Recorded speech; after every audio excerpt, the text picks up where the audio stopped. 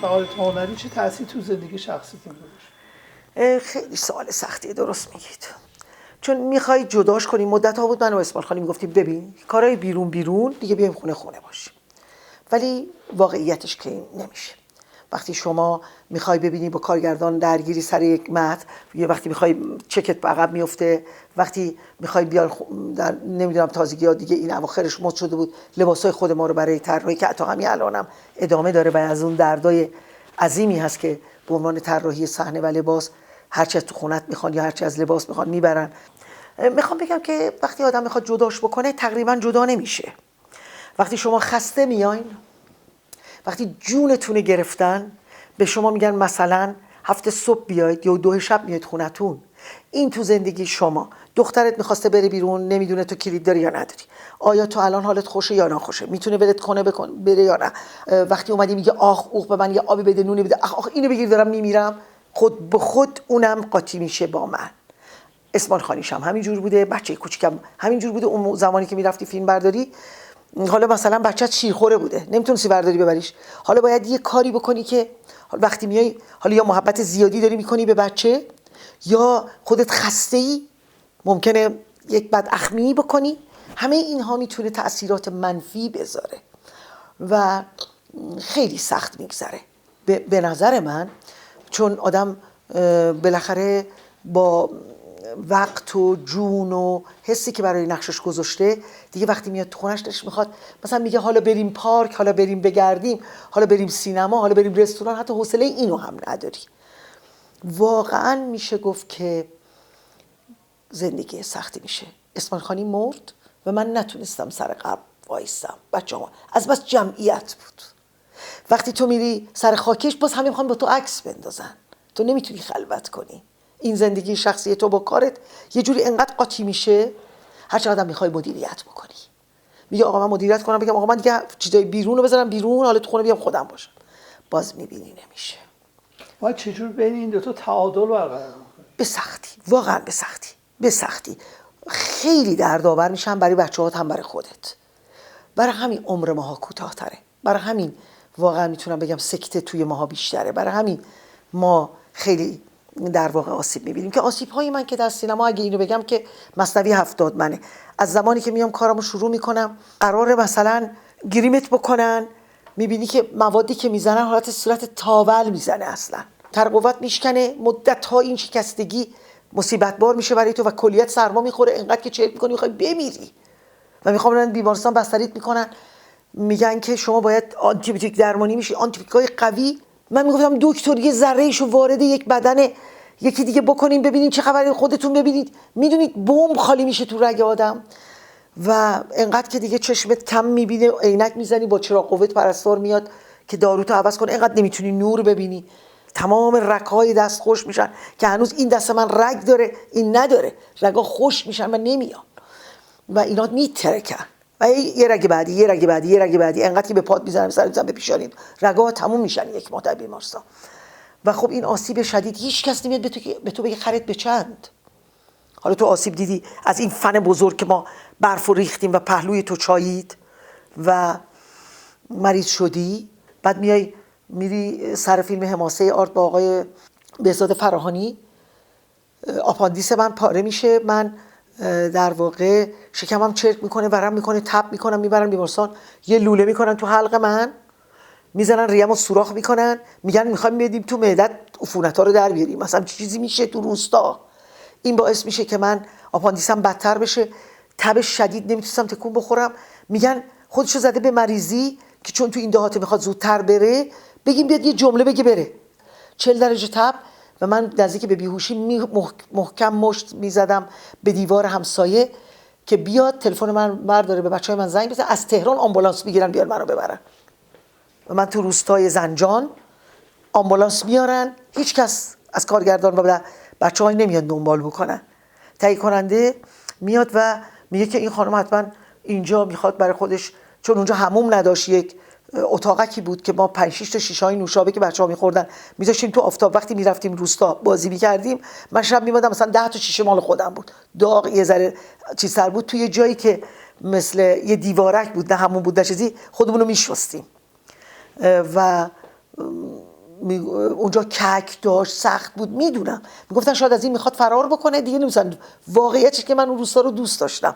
اصلش که تخت و یه اتاقی داشتیم با خانم فهیمی همسر آقای فراهانی، ما خیلی روزگار خوشی داشتیم. احساس می‌کنم من از شهر دورم، خیلی هم حالم خوبه، هر چند دلم بخواد میخرم تو حیاط درست میکنم، خودم آشپزی میکنم، خودم زندگی میکنم اونجا.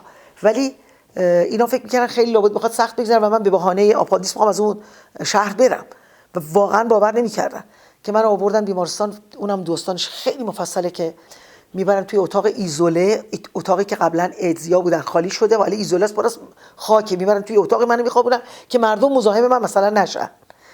و توی اورژانس که من میخوابیدم دکترها دورم ریختن، 2 تا 3-4 تا از این دانشجوهاشون یه تسبیح گرفت رو شکم من، گفت اگر از اینوری بره این آپاندیس پاره است، اگه از اینوری بره به چرخه آپاندیس پاره نیست. اصلا مونده بودم مگه میشه دکتر به یک تسبیح اعتماد بکنه؟ من که نه، بچه‌ام به من گفتن، من چون در حال اغما بودم 41 درجه میگفتن، شاید 2 درجه تب داشتم و نمیفهمیدم، گر گرفته و حرف میزده که بعد دخترم فریاد زد بابا بچه رو مادرم ببرید توی جای سرامی چیزی واسه خالی نشستین درس میدین به دانشجوهاتون. میبرن توی اتاقی ول میکنن، دخترم گم میکنه اتاقا رو. بعد از که میاد سراغ من میگن این پیرمرد گفته داشته هوا میزده که بتونه، گناه داره این زنو بکشید دیگه، حالش خیلی بده و میخواسته که منو بکشه که بتونه به من کمکی باشه که من آرام بشم. گفتم این که دیگه داره میمیره، بذار من راحتش بکنم. یه دخترم میاد و میبینه داره چیکار میکنی؟ دست من بالش شده بود از اینکه سرم رفته بود تو و خودم هم در اغما و زود تلفن میکنه میگه من میبرمش از این بیمارستان. اونم میگه اجازه ندارین و خلاصه منو میندازن میبرن بیمارستان دیگه. یهو من چشم باز کنم واقعا فکر میکنم مردم و توی بهشتم. 4 تا پرستار خوشگل، تخت تمیز، تلویزیون، اصلا من فکر کنم من رفتم توی جهان دیگه حتما. خلاصه اینها چند روز در کما بودم و به دلیلی که هر روزش هم خانم فهیمی بالا سر من بوده. ورم شدید، روده من کمی چاک میخوره و عفونت رو خارج میکنه، ورم میکنه، اون ورم جلوی عفونت رو میگیره. دکتر آپاندیس میاد میگه روده شما را نجات داده، وگرنه شما باید میمردید. 10 روز میمونم، چرکم خوب نمیشه، تبم خوب پایین نمیاد، فقط سرم، هیچی نباید میخوردم. خانم فهیمی رفتن از یک کسی که گیاهخوار بود یه اثر طبیعی آورده بودن گوشه دهن من بکنن، باز قلیان شکم رو گفتن نباید حرکت دودی معده هیچ چی بره، شما چه چیزی دارین به این خورده. خلاصه نمیدونم یه خانمی میاد دم در و میگه که خانم خیراندیش، من یه پارچه سبز میاره، میگه من خواب شوهرتون رو دیدم، اسماعیل خانی، من اتاق بغلیم، این پارچه رو داده گفته من ببندم به شکم شما. ما هم فکر میکردیم خب اعتقادات اونه، بهش احترام بذاریم، بیا شکم ما رو ببند با این پارچه‌ای که تو میگی. بستن، حالا از تلقین بود، از حالت روحی بود، هرچی بود، بالاخره بعد از 10 روز تب من میاد پایین. یه خانم پرستار روبروی من تو آبدارخونه خوابش میبره، باز خواب جمشید رو میبینه. و جالب اینه که من تو بیمارستان بستریم، خانم کمند تلفن میکنه و من میگم من بیمارستانم، حالا میگه گوهر جون، میزنه زیر گریه، کمند امیر سلیمانی، منم میزنم زیر گریه. میگه چیه؟ میگه مامانم خواب دیده که اسماعیل خانی نشسته پشت در اتاق عمل و میگه زنم داره میمیره، تو رو خدا به دادم برسید. مامانم بلندش میکنه جمشید جان جلو مردم زشته، شما مرپیشه گریه نکن، تو رو خدا بلند شو. اونم میگه که نه زنم داره میمیره. و واقعا نمیدونم چی بود که همه در همون روزایی که بیمارستان بودم یهو خواب جمشید رو میبینن. حالا یا تلقین بود یا هرچی بود، من دچار یک غلیان روحی میشم و فکر میکنم خدای پس یه کسی هست مواظب منه و حتما نگرانم هستن و الحمدلله بهتر میشم. بعد از اینکه یه خورده توان قطع میشه میگن ما نمیتونیم جراحی کنیم، شما باید برید خونه تا بتونی قشاع آپاندیسی کلوفتر بشه تا بعد ما جراحی بکنیم. حالا من خوردم زمین، کمرم شکسته، همین خوابیدن به من کمک میکنه، چون وقتی اینا میبرن منو بیمارستان اینا یه ذره بالاتر رو نگاه نمیکنن مهره 12 ببینن اون شکسته، میگن نه دنبالچه مال قبل بوده شکسته بوده، هیچ کدوم نمیان کمر رو نگاه بکنن و این کمر آسیب میبینه. بعد من خیلی درد شدید دارم، میرم دکتر، میگن که بله شما کمرتون به شدت آسیب دیده و شما اصلا دیگه باید بستری بشید، ما زیر سینه‌تون رو باز کنیم، دکتر قلب و دکتر ریه بیاد بکشه اینا رو کنار، دکتر ستون فقرات بیاد پلاتین و پیچ و مهره توی کمر شما بکنه و 10 روز بعد دوباره ما پشتتون رو باز بکنیم. خلاصه اونام گفتن همین الان شما برید بخش بالا بخوابید بستری بشید. آقای انوار من تا حالا هنوز نشستم و به خودم نرسیدم و یه روزی اومدم به سبک بچه هام گفتم منم با شما روزه رو میگیرم، از صبح هیچی نمیخورم تا شب که با شما بشینم غذا بخورم، براتونم غذا بپزم، دلم نمیخواد که من غذایی بخورم. بعد رفتم همین فرشته، خیابون فرشته، امارای. از خودم گفتم من میخوام از پشتم امارای بکنم. گفتن دکترتون کیه؟ همجور اسم یه دکتر رو آوردم، اونا نمی‌دونن کدوم بخش، گفتم کاغذش نیست. رفتم تو اون امارایه، حالا با شکم گرسنه و تشنه، تق تق تق تق تق تق تق تق همه اینا رو داره کار میکنه. گفت ای ببخشید تموم شد؟ گفت یه بار دیگه. گفتم وای من دیگه اگه برم تو میمیرم از گرسنگی و تشنگی. گفت نه خواهش میکنم شما صبر کنید، انگار که یک مهره شما دیده نشده، اینجا شکسته و تو نخاتونه، شما چجوری راه میری؟ منم با همین کار سر اشکا و لبخندا با آقای حسن فتحی کارگردانم بودن، میدیدن که همش من هی میرم دراز میکنم میگم کمرم. حتی بچه‌ها اتو برمی‌داشتن با پارچه می‌ذاشتن رو پشتم. فکر می‌کردم که واقعا میشه اینقدر درد رو تحمل کرد، مثل الان که واقعا من خیلی درد دارم. به خیلی از دکترها رجوع کردم، گفتن این عمل جراحی باید انجام بشه. رفتم پیش آقای دکتر مسعود فاخری، گفت من شما رو جراحی نمی‌کنم. شما این عمل خیلی وسیع و بزرگه، اگه بتونید من براتون یه برست می‌سازم، یک نیم تنه فلزی، یه چیزی دیگه ساختن، دو جور ساختن، یکی مثل یک زره ساختن، یکی هم سبک‌ترش رو ساختن. می‌خواستم من برم امریکا، رفتم و من 3 ماه تو اون زندگی کردم که این جوش بخوره یه ذره صاف‌تر بشه.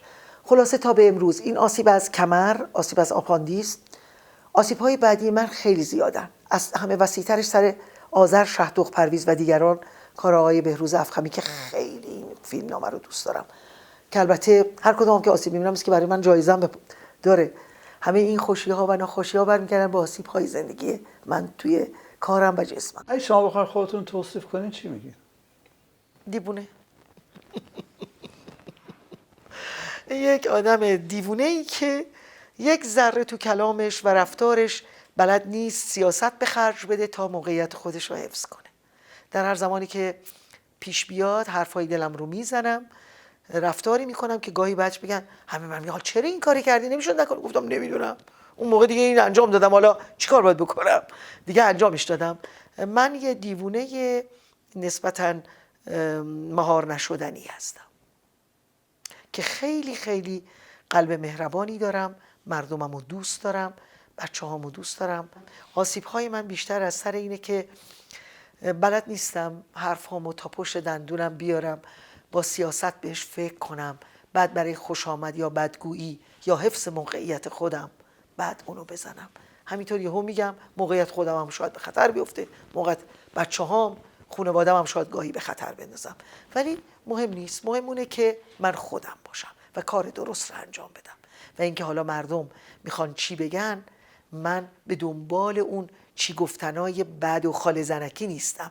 بگن که چه آدم درستی بود، چه اخلاق درستی داشت، چه انسان شریفی بود، چه کارهای خوبی رو در زندگیش انجام داد. بله من به نام نیک موندن از خودم اعتقاد راسخ دارم. واقعا آرزو و امید من اینه که مردم در جهان به یک آرامش و وصل بین حس انسانی برسن که به قول سعدی بشه بنی آدم اعضای یک دیگرن که در آفرینش ز یک پیکرن. چو عضوی به درد آورد روزگار، دیگر عضوها را نماند قرار. دلم میخواد که بشن یک پیکر واقعا این آرزوی شاید یک کمی دست نیافتنیه، شاید خیلی به نظر ایدئالیستی بیاد و جهان رو به این بره که دیگه جنگی وجود نداشته باشه، آدم ها بتونن با هم دیگه در واقع تعامل داشته باشن، آشتی باشن و حتی اگر در سخت‌ترین دشمنش آدم بتونه باهاش بشینه حرف بزنه، همدیگر رو مجاب بکنه. چرا که امروزه این بیان و به اصطلاح رابطه کلامی رو گذاشتن که هر کس دلیل قویتر و محکمتری داره برای ارائه به اون اقتدا آدم بکنه و ببینه چقدر هم انسانی داره میگه. چون ممکنه یه کسی بگه زور بگه من اینو میگم، ولی آیا این در خدمت بشریت و انسان هست؟ این تعامل و همفکری و در واقع مراوده باید وجود داشته باشه تا بشه از یک آسایش نسبی برخوردار بود. بسم الله الرحمن الرحیم. ما اینجا جمع شده ایم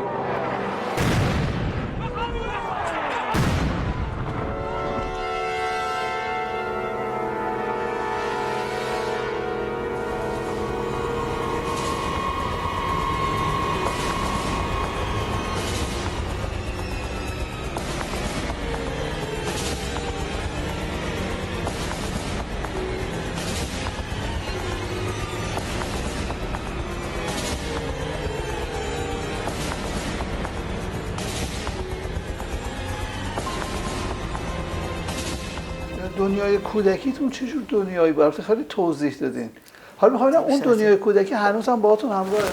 اصلا من فکر کنم اگر تا حالا، اگر که من مثلا در یزد صورت یک پسری که میتونه شاگرد اسماعیل خانی باشه دارم جایزه رو میدم، در اون زمان هیجان زده میشم، یهو میبوسم، بعد برای من دچار مشکل میشه و میگم خب من که کاری نکردم، نمیفهمیدم. با خوشحالی مردم کف میزدن، سود میزدن، منم حالا براشون بوس میفرستادم. پسره اومد گفتم جایزه‌شو دادم، بوسیدم. یادم رفته بود که بالاخره بابا تو الان باید برای خودت در یک جایگاهی هستی که نباید دست بدی، نباید بوس کنی.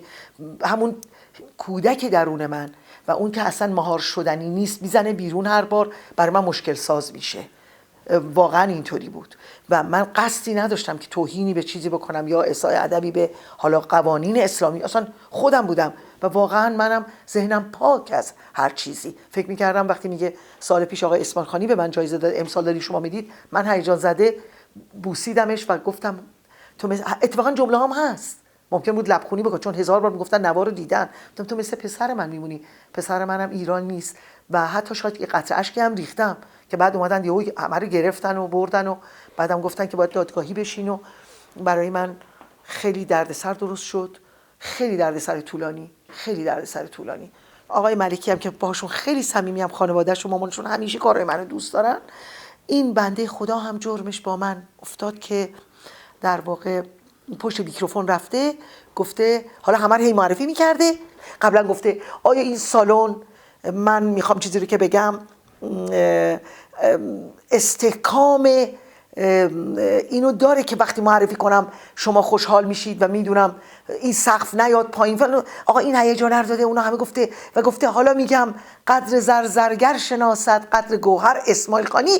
دیگه زلزله سالن و از این فیلم روی یزد روی پرده باشه، سریال تلویزیون، خب معلومه که اون موقع مردم هیجان دارن. من میرم پشت میکروفون، صدا از دیوار در نمیاد، میگم سلام سلام، وای دوباره سودگم، دوباره آروم میشن و من مثل که شعر از حافظ میخونم و بعد ادامه میدم که قربون قدم همتون، دستاتون میبوسم، قربون دستای همتون و صحبت ها اینا میکنم. بعد میگه که حالا اینجا وایسن کسی که سال پیش اسماعیل خانی زنده بوده، حالا عکس اسماعیل خانی رو صحنه است، شمع جلوشه، اصلا مراسمی بود. منم دچار حزن، کی میخواستم چیزی رو به سخره بگیرم و مسخره کنم. حالا اونجا با حال بد دارن زیر بغل منو میگیرن. پسر میاد که سال قبلش مثلا جشنواره حقیقت جمشید بهش جایزه داده بود، امسال فیلم کوتاهش من. خب تحت تاثیر وقتی توی به اصطلاح جایزه رو دادم، اونجا رو بگم بعد رفتن به دادگاه خیلی جالب تره. اونجا یهو دیدم از لای صندلی‌ها یه خانمی اومد و گفت خانم برادرمو گرفتن. گفتم کدوم؟ گفتم که جایزه اون پشته. گفتن حالا اون ماچ کرد، تو چرا که؟ گفت آخه من ماچ نکردم، من اصلا. گفت چرا بذاری؟ گفت من نمیدونستم که. حالا من چیکار کنم؟ گفت گرفتنش. پدرت در میخوای فیلم بسازی؟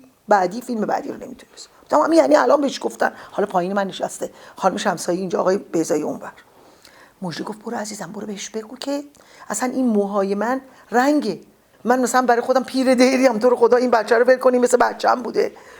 گفت که برو بگو به خدا من مریضم، موهام این رنگ، من برای خودم مادریم، این چرا باید بچه رو ول کنی؟ گفتن برو پشت میکروفون اینا. من البته نرفتم بگم رنگ و این، رفتم اونجا گفتم شما انقدر منو مورد محبت خودتون قرار دادید و تشویق کردید که من واقعا با این حس توی خودم نبودم و این فرزند نازنین رو بوسیدم و جایزه رو دادم. من مطمئنم که هیچ کس اینو به ایرادی نخواهد گرفت و انشالله که بتونن این بچه رو. همون موقع رفتم و یه چیزی گفتم که دقیقاً از محتوای صحبتم اون زمان، چون خیلی ناراحت بودم، ممکنه بعداً همه جریان یادمه ولی اون لحظه رو الان خیلی خاطر ندارم. رفتم یه جوری که بگم شماها محبت کردید، شماها تشویق کردید و من احساس مادرانم و مثلا نسبت به این بچه نشون دادم. امیدوارم این بچه آزاد بشه. بعد که من اومدم تهران برای خودم خواستم زندگیمو بکنم، واکنش پنجم رفت بودم پیش خانم منیرو روانیپور که بتونیم لهجه بوشهری مادرم رو دوباره یادآوری کنم. یهو به من تلفن شد که خانم کجا هستی؟ از وزارت، یعنی اطلاعات وزارت کشور.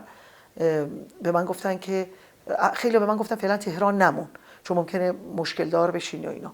بعد گفتم باید بیای وزارت اطلاعات. گفتم برای چی؟ من کاری نکردم. بعد دیدم نخیر ولکن نیستن. خانه سینما پادرمیونی کرد، آقای داوودی اونجا بودن و بارها مسائل مطرح شد که حالا باید چی کار بکنیم. گفتن که خیلی خوب باید یه دادگاهی بیان. دخترم اینجا وقتی میخواستن 2 تا دخترای من خب بعد از مرگ اسماعیل خانی تنها پناهشون من بودم، خیلی قصه خوردن، گریه ها میکردن، پای منو میگرفتن که منو نبرن.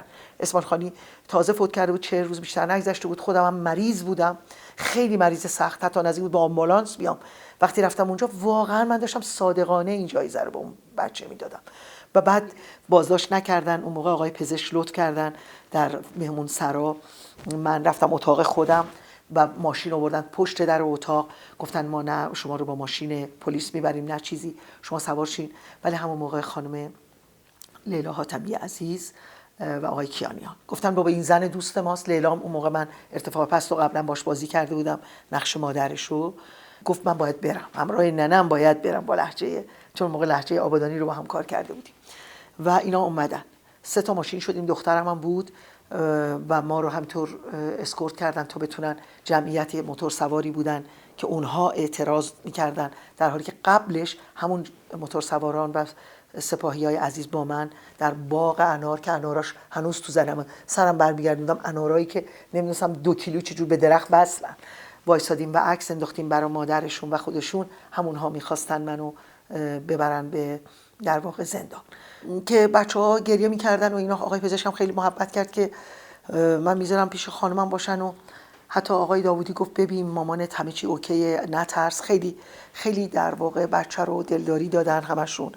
و اونها، من رفتم یادم نمیاد شب اون 2 تا بچه تنها تو خونه چیکار کردن، الانم خاطرم نیست، یا حالا پیش آقای داوودی بودن یا تو خونه موندن، دوستامون اومدن پیششون نمیدونم، ولی منو بردن با همین دوستم خانم هما. همونجوری که در راه میرفتیم آقایون اطلاعات بعضیشون جلو نشسته بودن، راننده و یه آقای اون جلو، خیلی آدمای مطلعی بودن، خیلی هم باسواد بودن، خیلی هم خوب صحبت میکردن. این دوست منم که کاملا باهاشون انتیم شده بود و حرف میزد و منم سرم میذاشتم چون داروهای آرام بخشم میخوردم. بعد از مرگ جمشید واقعا شوک بزرگی به من بود، چون جلوی چشم ما توی اتاق جون داد و اورژانس دیر رسید.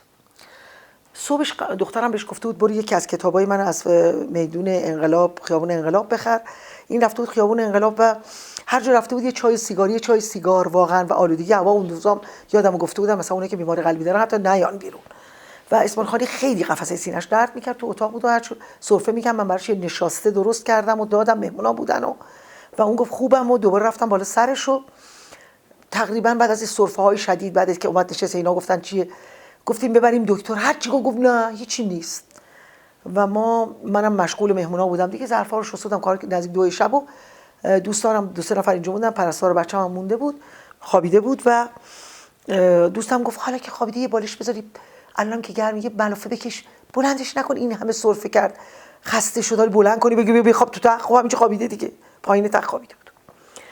منم دیگه خوابیدم، بعد دیدم صدای خورخورهای عجیب میاد، بلند شدم دیدم او داره چشاش از صدقه میزنه بیرون، قلب و اینا.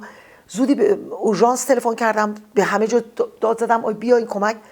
انقدر دیر رسید که ما جون کندنش رو جلوی چشم خودمون و بچه‌هامون دیدیم. خیلی سخت گذشت به ما، خیلی سخت.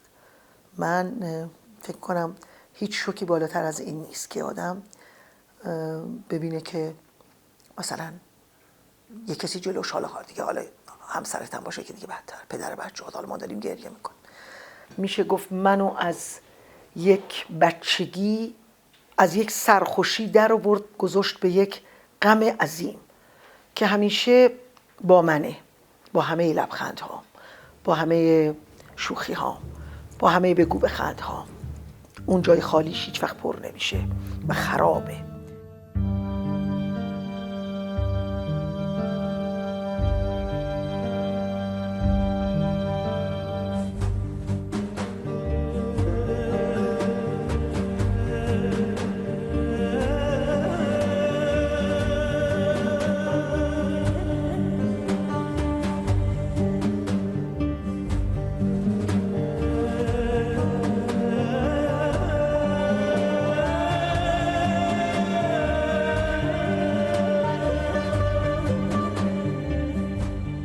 با هما خانم که رفتیم، من هی سرم میذاشتم رو پاش که خوابی هم میرفتم، دوباره بیدار میشدم.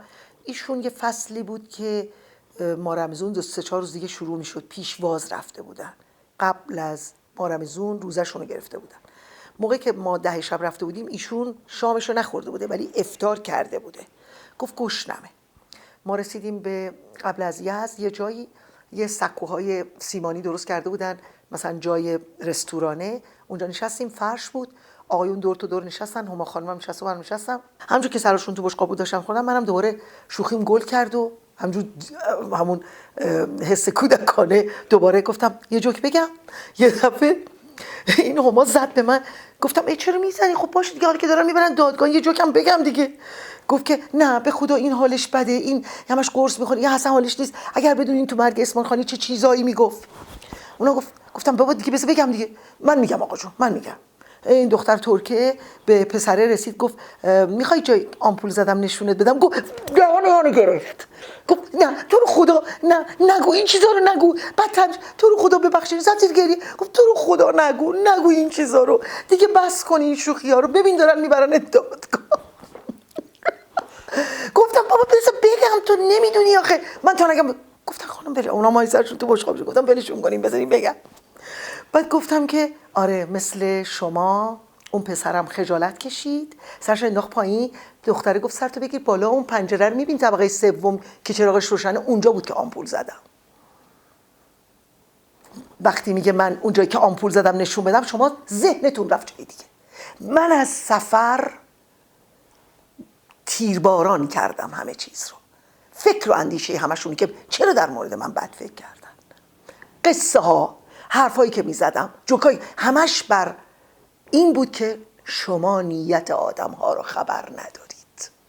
شما نمیتونید کسی رو محکوم بکنید. شما نمیدونید تو قلب من چی گذشته تا حالا میخواید منو ببرین دادگاه. به همین دلیل همین تبدیل شد خندشون ماسید. گفتم اینجوری قضاوت میکنید. رسیدیم به نائین. من خیلی خوابم میومد، قرصایی که خورد دیگه چشم باز نمیشد. گفتم من میخوام اینجا بخوابم. گفتن نه نه نه نه بابا تو صبح برسیم یزد. گفتم نه شما برسید. بعد دیدم نمیذارم، گفتم میخوام برم دستشویی. یه مهمانسرا وایسادن، گفتم برم دستشویی. قشنگ پلر گفتم پلوشون، گفتم من پول با خودم آوردم، میخوام اتاق بگیرم اینجا بخوابم، هر کس هم میخواد خودش بگیره. شما اگه من نمیخوام منو دادگاه ببرید، این جرمم بذارید روش، من میخوام برم بخوابم، دارم میمیرم. اگه میخواین که من تو دادگاه و قاضیرم ماچ نکنم، باید مغزم حالش خوب باشه، باید بخوابه. قبل از که برسیم به مهمونسرا این جالبه، نگفتم. این دوست من گفت که من باید برم دستشویی. اینا گشتن یه دستشویی پیدا کردن. یه دستشویی خرابه در یک جای بیابون مانند، یه رستورانی که بسته رفته برای دستشویی داره، یه در رو ما دوتامون رفتیم تو دستشویی، چون من باید میگفت که باید خواست مثلا لباساش به جایی کشیده نشه، تو رو خدا کمکم کن. گفتم عیبی نداره، من میام لباساتم میگیرم، تو کارتو عیبی نداره. گفت از دل درد دارم میمیرم، کلیت شکم دارم و این درد کلیت روده. اولش نشست و من نمیدونم، تو بعد گفت دارم گفتم بلند شو، گفت باید بیا دست منو بگیری، باز نمیتونست بلند شو، باز میشست، من همونجور کمرش خودش گرفتم که پاش خسته نشه. خیلی طولانی، حالش بد بود. آقا یه کمی طولانی شده بود این قضیه و من کمک کردم که این بلند شه، مرتبش کردم. گفتم منو شرمنده، تو رو اذیت کردم. گفت دارم از دل درد میمیرم، دارم میمیرم. ما اومدیم بیرون دیدیم تو تاریکی یه آقا میدوه، کتش رفت عقب، کلتشو من دیدم، خیلی ترسیدم. اینا با خودشون کلت داشتن و من نمیدونستم. ما اومدیم و اینا فکر کردن ما فرار کردیم. تو بیابونا داشتن همه دنبالمون میگشتن، فکر نمی‌کردن که این همه مدت تو توالتیم. خلاصه گفتم ترسیدیم، فکر کردیم که ما فرار کردیم، مگه ما دیوونه ایم؟ ما تا دادگاه نیم شما رو ول نمی‌کنیم. خلاصه شوخی های این مدلی به سبک خوده گوهر خیراندیش. صبح که دیگه من اومدم رفتم توی حموم، دیدم یه دوشه و دوستم رفت تو دستشویی، بازم توی اون طبقه پایین با بیرون نمی اومد. من رفتم تو حموم، دیدم یه چراغ مثل اینا، مثل این که الان اینجا هست، توش برق کار گذاشتن، یعنی چیزی نیست، نفتی نیست، لامپ. من اینو نگاه کردم، گفتم خیلی خوبه، پارش میکنم و میذارمش برقشو به خودم، دوشو باز میکنم و خودمو میکشم. نمیدونم چرا بعد از اون همه روزهایی که خونده بودم به اونا گفته بودم که من میام دادگاه و اینا، گفتم پس بکشم، بندازم گردن اینا و بگم اینها باعث مرگ منن، تا آخر بدونن آدما رو کشتم. یه خلبازی، یک دیوانگی که فکر میکردم جاودانگی در مرگه و گفتم اینجوری جاودانه میشم، خیلی خوبه. آقا این دوباره، من اینو دیده بودم، این دوباره رفت تو توالت حموم، دیگه بیرون نیامد. یه نیمکت بیرون بود، توالت رفتن و دستشویی رفتن این دختر، شکم و دردش منو از اون مرگ کودکانه‌ای که به ذهنم رسید انجام بدم نجات داد. روی مبل بیرون، به جایی که برم تو تخت اتاق طبقه بالا بخوابم، روی همون مبل خوابم برد. روی یک دونه مبل رنگی خوشگل اون پایین، چون رنگ‌های مختلف سنتی درست کرده بودن، بالش جاجیم اینا، خوابم برده بود. و صبح بلند شدیم رفتیم بریم صبحانه بخوریم، دیدیم آقایون همه نشستن. گفتم خب صبح خیر، دارین نیمرو میخورین، الان داره بهتون خوش میگذره، دیدین چقدر خواب خوبه، چقدر عالی. یه دفعه فکر کردم که به مامانم یه زنگی بزنم. مامان من هر وقت که من یه نقشی دارم بهش میگم مامان جون از همون دعاهایی که خودت بلدی به من بکن. مامانم همیشه میگفت نه تو از همه با خدا تری، تو از همه خدا بیشتر دوستت داره. اگه دوستت نداشت انقدر هنرپیشه‌ای نبودی که دوستت داشته باشن. و بعد من صبح زود که زنگ زدم، مامانم صبح زود همیشه بیداره، نمازشو میخونه. گفتم بیدار بودی یا بیداری؟ گفت نه من خیلی وقت بیدارم، دارم رادیو گوش میدم. بعد گفتم که گفت نه سرکاری؟ گفتم آره سرکارم. گفت که خب فیلم جدید؟ گفتم آره این فیلم خیلی فیلم سختیه، تو رو خدا دعا کن. گفت من که همیشه نه دعاگوی تو هستم. گفت خودم هم یه خورده برای خودم گریم گرفت، پشت تلفن گریه کردم و نذاشتم بفهمه ها. بعد مامانم گوشی رو همیشه وقتی میبوسه ماچ میکنه، وای دیگه بیشتر گریم گرفت.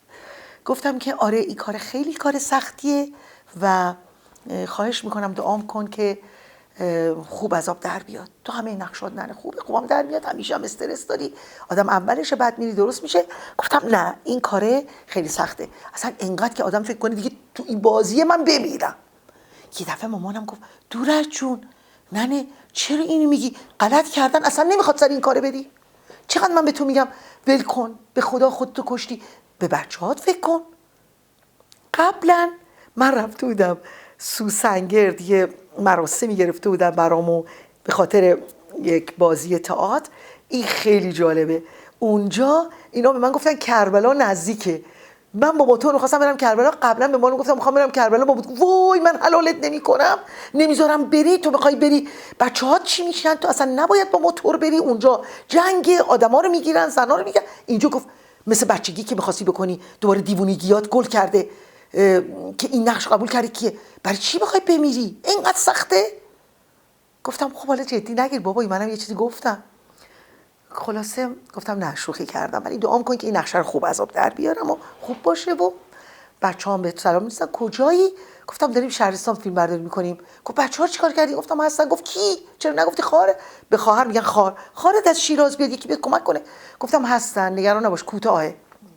خلاصه قربون صدقه هاشو رفت و منم یواش یواش اشکام میریختم، الکی هم میخندیدم، ولی اشک میری خودش بدون که من بخوام اصلا کنترل روی اشکام داشته باشم. دلم برای خودم میسوخت، الکی و گریه میکردم. و اینا اومدن گفتن چیکار داری میکنی؟ به کسی داری حرف میزنی؟ چیزی اطلاع میدی؟ گفتم نه خیر، من دارم به مادرم حرف میزنم و هیچی هم به هیچ کس نگفتم. داریم راه میافتیم میریم. اینا هی با بیسی میگن که ما الان داریم میایم، آینه با آینه داریم حرکت میکنیم. و رسیدن نزدیکای مثلا به نزدیکای یزد، یهو تلفن من زنگ خورد. پسرم بود از آلمان. مادر جانم، تو داری میری دادگاه؟ تو دادگاه محکوم شدی به 74 ضربه شلاق و اینقدر پول نقد و فلان، دارن میبرن زندان. یه دفعه اینا گوشی رو گرفتن، خاموش کردن، گفتن به کی اطلاع دادید؟ گفتم والا این پسرم داره میگه رفته بره نون بخره از مغازه ترکا تو آلمان، روزنامه رو دیده و نوشتن مادر میگن موتر آلمانی، که مثلا یک بازیگری که مادری که داره بوسه مادرانه، کیس موتر، نمیدونم از که چیزا نوشته بوده با آلمانی. و گفت چی بوده؟ کیو بوسیدن؟ کیو میبرن دادگاه؟ بعدم خبر قبل از این که من به دادگاه برسم درس پیدا کرده و اینها میدونستن که منو آزاد میکنم. من دیگه خیالم راحت شد، چون خبری که به من گفت یعنی تو رو به 74 ضربه شلاق چیز میکنن، جریمه، حکم، همه اونا رو میدونست. اینا به هم نگاه کردن که کی پنجشنبه تو اتاق بوده که مثلا جمعه شب ما رو بردن شنبه ببرن دادگاه، کی خبر رو درس بده کردن، نگو تو خودشون هم خبر دارن. این خیلی جالب بود. من تقریبا فهمیدم که چون ما شب خوابیدیم خبر سوخت. متوجه میشین؟ ما خوابیدیم خبر از قبل رفته که او محکوم به فلان میشود، خبر زودتر از ما رفته، ما حالا تو جاده ایم. این خیلی جالب. خلاصه ما رسیدیم اونجا. البته یه ذره خیالم راحت بود، ولی بازم آدم وحشت داره. توی دادگاه آقای قاضی همون صحبت‌های خودشون که کردن که من گفتم شما کارای منو دیدین؟ گفتن والا من اینقدر گرفتارم و پرونده مردم باید ببرم خونه و کار بکنم که اصلا تلویزیون کمتر میبینم. بعد پسرم ولی سپارش شما رو خیلی کرد. اون موقع بروهای من بود که یک عالمه فیلمام از تلویزیون پخش میشد. و دادگاه من انقدر این دادگاه قصه شیرینه، تا یک روز به مرگم مونده من قصه این دادگاهمو میسازم تا ببینید که چقدر قصه میتونه الان خنده‌دار باشه و من دچار چه تحجر و تعصب‌های بیخودی بودم. و خدا رو شکر تونستم از پس دادگاه خودم بر بیام. به من گفتن وکیل خانه سینما بیاد، شما اگه بتونیم ماتون رو چند تا نخش سفید کنیم، عینک بزنیم، شما رو پیر کنیم، مثلا واقعا نمایشه که بگید اون بچه مثل بچه من بود. خب اسماعیل خانی مرده بود، موهای من سیاه بود، حتی فکر میکنن رنگ کردم. بعدش که تقریبا حکم صادر شد که 74 ضربه شلاق و پول نقد، گفتم جناب مختاری شما اگر خودتون روی سر یک فرزند خلف مملکت که کارش هم خوب بوده جایزه گرفته، این کارگردان به نامی هم است، کارش هم خوب بوده، بخواین جایزه بدین، ببوسیدش، فردا میگن بگو غلط کردم، میگید شما غلط کردم، من میگم غلط کردم. کاری رو که انجام داده بودم داشتم از روی مهر و واقعا مهر مادری انجام میدادم. شما میخواین قبول نکنید به من چه؟ و اون دیگه به خودتون مربوط میشه. میخوای قوانینش این است که منو شلاق بزنین؟ گفت که با لهجه شیرینش گفت این خود نمیشه. آدما هم دیگه رو ماچ بکنن، بگن از رو مادری بود و پسری بود. شما هر وقت که هر کسی دیدید از دور بگید از دور روی شما رو میبوسم، از دور دست شما رو میبوسم، هیچ وقت اقدام به این عمل نکنید. گفتیم چشم، من متوجه میشم، ولی هرگز اینجا برای شما در این دادگاه نخواهم نوشت که اشتباه کردم یا غلط کردم. گفت پس ما باید یک قوانین رو، 2 تا قوانین رو با هم قاطی کرد، یک کتاب قانونم به من داد. گفت اینو مجبورم 2 تا قاطی بکنم و باز هوشمندی هرچه تمام‌تر این ما شلاق رو می‌نویسیم، توبیخ رو می‌نویسیم، 2 سالم ممنوع کارت می‌کنیم، شاید هم 3 سال شد البته، ولی تعلیقی منوط به این که اگه دفعه دیگه خطا بکنی اینم میاد روی اون. این میشه جرم دادگاه من که داستان بقیهش مفصل تره. بعد از اینکه مدت‌ها بیکار بودم و این بیکاری به من خیلی فشار آورد و بعد در واقع رفتم تدریس کردم دانشگاه‌های مختلف، آموزشگاه‌های مختلف. حالا البته دلم می‌خواد بپرم به قسمت جرم بعدیم که خانه سینما از من دعوت کرد که جایزه مهمان مامان به خانم سپاه منصور بدم، روی صحنه بیام. مراسم خیلی خوب و عالی اجرا شد. بعدش یک دست مصنوعی رو قبلا ساخته بودم و به منم قبلا گفته بودن که این هم داستان بسیار ناگفته‌ای هست که به من گفته شد هیچ جا نباید گفته بشه. در خانه سینما یک ویلچر قرار بود درست کنم، من بشینم روش. گفتن این چون رفته یزبوسیده مثل لکتر که فیلم سکوت برها پوزه بندی به من بزنن شبیه همون فیلم دکتر لکتر که این دهنش بسته بشه به آهنی، رو ویلچرم بشینم، دستامو ببندن که دستم ندم. بعد صحنه پله پله بود، نشد ویلچر رو بیارن. یه دست مصنوعی هم پلاستیکی لاتکسی درست کردن، گفتن اگه دست بده با دست مصنوعی بده. خب ما فکر می‌کردیم داریم یه شو درست می‌کنیم، فکر نمی‌کردیم می‌خوایم کسی رو مسخره کنیم. یک نمایش میخواد شکل بگیره که بامزه بشه، که بگن آقا یاد بگیرید مثلا دست ندید. خب پس ذهن آدم‌هایی که میتونن هر چیزی رو به یه چیز دیگه وصل بکنن. واقعا قصد این بود. من روی صحنه حرفامو زدم، خیلی هم خوب جایزه و همه کار کردم. یه دست مصنوعی از بیرون که به من گفتن آقای کیانیان انداخته برای آقای شریفی نیا. آقای شریفی نیا وایساده، دستو میکنه میگیره و منم دست میدم. سالن گفت واو، از دور همه گفتن گوهر دوباره دست داد. حالا ببینید منم که تو کار انجام شده. آدم ببینید در لحظه همون چیز کودکانت نمیاد بیاد منطقت بگه گوهر این دستو ندی. یا حالا قبلش من میخواستم برم سرکار آقای اوجی بودم، همین آقای مجید اوجی. گفت گوهر میری رو صحنه تو خیلی این کودک درونت میزنی بیرون، یه حرکتی نکنی، نگی میخوام وزیر رو ماچ کنم، نگی معاونین وزیر. موقع آقای حیدریان هم اونجا جلو نشسته، همیشون خیلی لابد عصبانی شدن از من. این جمله‌ای که آقایون در خانه سینما به من منتقل کردن، یه تیر باید بزنیم تو کلش تا درست بشه. این درست بشه نیست، چون هر دفعه این کارا رو میکنه. رو تئاتر شهر جشن بازیگر پسره داره پیانو میزنه، بچه کوچیکه، من تو هوا از این ور اون ور سرش باش گفتم به قول قاضی محترم دادگاه یزد من از دور روی شما رو میبوسم، از دور دست شما رو میبوسم، هیچ وقت اقدام به این عمل نمی کنم. اینا رو ضبط کرده داشتن، جلو گذاشتن، گفتن دوباره هم انجام داده. حالا ببینید کودک درون چی کار میکنه با من چی کار دارم تو این کار بابا دارم اون. حالا شما تو دنیا شعار رو ببینید، دوباره ما رو بردن دادگاه. مگه یه بار دوبار؟ خنده پشت دوربین ضبط نمیشه؟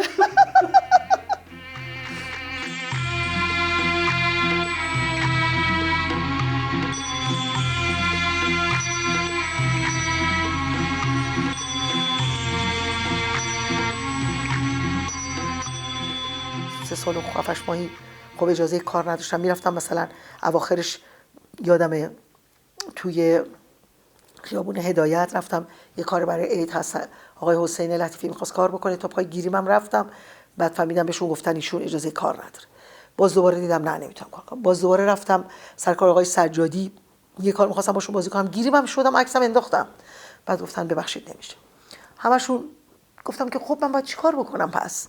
گفتم حداقل من که میخوام یه زندگی رو بچرخونم، من لانابر یک خونم، باید چیکار بکنم؟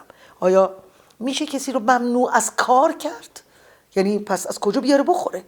پس شما که میگید حضرت علی پناه بی زنان بود، من چیکار باید بکنم؟ شما دستورات دینی خودتونم اجرا نمیکنید، من باید چیکار بکنم؟ از کجا بیارم؟ و خب سعی کردم اصفهان میرفتم کلاس های بازیگری که یک آموزشگاهی بود که آقای معیریان هم اونجا گیریم درس میدادن. من خیلی خسته میشدم. صبح کله سحر که میرفتم، خب از قبلش با 4 صبح بلند شی میرفتم کلاسم اداره میکردم. 4 ساعت کلاس صبح، 4 ساعت بعد از ظهر، وسطش که نهار میخوردم گفتم خدای من بمیرم دیگه 4 ساعت بعد از ظهر نباشه. اینقدر خسته میشدم. من خیلی معلم خوش برخورد ولی سختگیری بودم، چون خودم به سختی واقعا وارد این عرصه شدم. دلم نمیخواست مجانی بچه‌ها بگن بازیگری و فکر کنم با یه دوره میتونن بازیگر بشن. درسایی که من توی کلاسام واقعا میدادم، اول از هر چیزی میگفتم تو بدبخت شدی، اومدی یک رشته‌ای که دیگه نمیتونی تلفنتو بگیری ساعت‌ها با دوست دخترت یا دوست پسرت حرف بزنی، دیگه نمیتونی سر مادرت خواهرت داد بزنی، دیگه نمیتونی تو صف که میری جلو بزنی، دیگه نمیتونی بی قانونی بکنی، دیگه نمیتونی این شکلی با ناخنای دراز عجیب غریب، رنگای عجیب غریب بیرون بیای. وقت میگن اینا هنرپیشن، اینا پس اصلا بچهای سالمی نیستن. شما باید، مخصوصا بچه‌ای که تو تئاتر، من خیلی دوست داشتم که بدونن، بیسیکلی باید بدونن که تئاتر باید اونها رو بسازه تا بتونن هم تحصیلاتشون هم دانششون رو غنی کنن و هم تمرین‌های حسی و اتودهای حسیشون و بدنشون رو فرم بیارن تا بتونن برای سینما آمادگیش هم داشته باشن.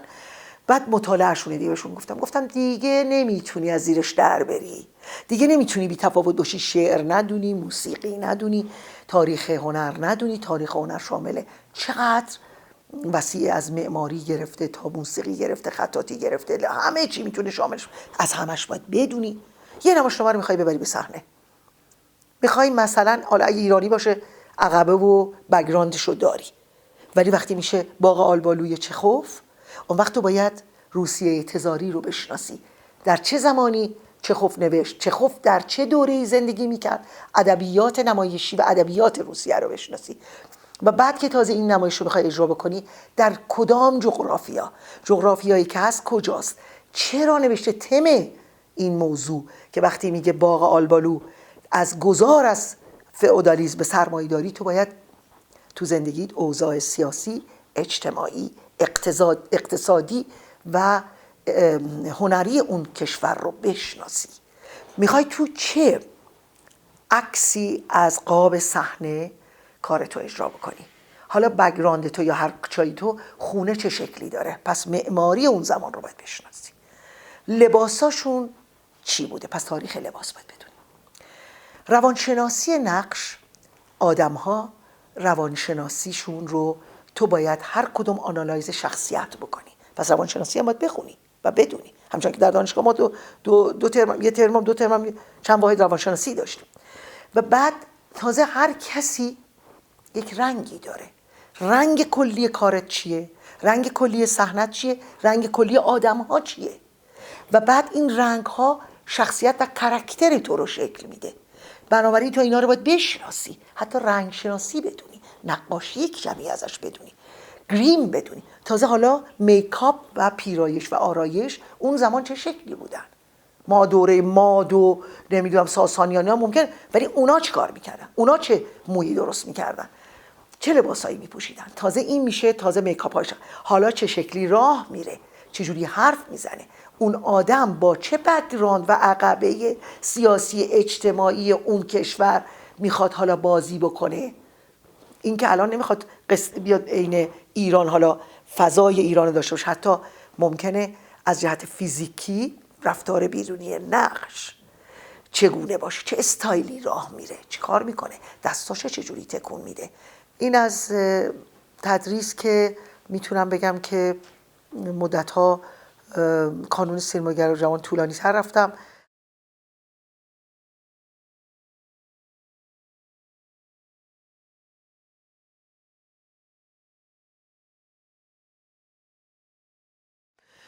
من موقعی که فشار خونم خیلی پایین افتاد بود بعد از مرگ جمشید، غیر از حال جراحیایی که داشتم چه سخت، دیدم که جان از بدنم رفت. خیلی درد در قفسه سینم احساس کردم، اینقدر درد که میگفتم خدای جان منو بگیر، اینقدر درد نداشته باشم. رفتم مثل سوپرمن که اینجوری دستشو بالا میکنه همجوری میره، رفتم تو آسمون، رفتم و چقدر سبک بال، چقدر زیبا. و داشتم همون موقع بود که دنبال جمشید تو آسمونم، گفت جمشید بعدن گفتن فشار خونت بسیار پایین بوده، زیر سرم بودم، مثلا فشار خونم 5 و 6 بوده، شایدم کمتر، و من هوش نداشتم و براشون گفتم که اینجوری شد. اونام گفتن آره دیگه نبض تقریبا از کار افتاده بود و شما مرده بودید. و من بسیار احساس بالندگی و راحتی داشتم. دیگه حالا از مرگ نمیترسم. زندگی رو، نه اینکه این معنیش نیست که زندگی رو دوست ندارم، زندگی رو هم دوست دارم ولی بهش نچسبیدم هرگز. اگه بگن الان قرار مرگ به سراغ تو بیاد، چشممو میبندم و میرم.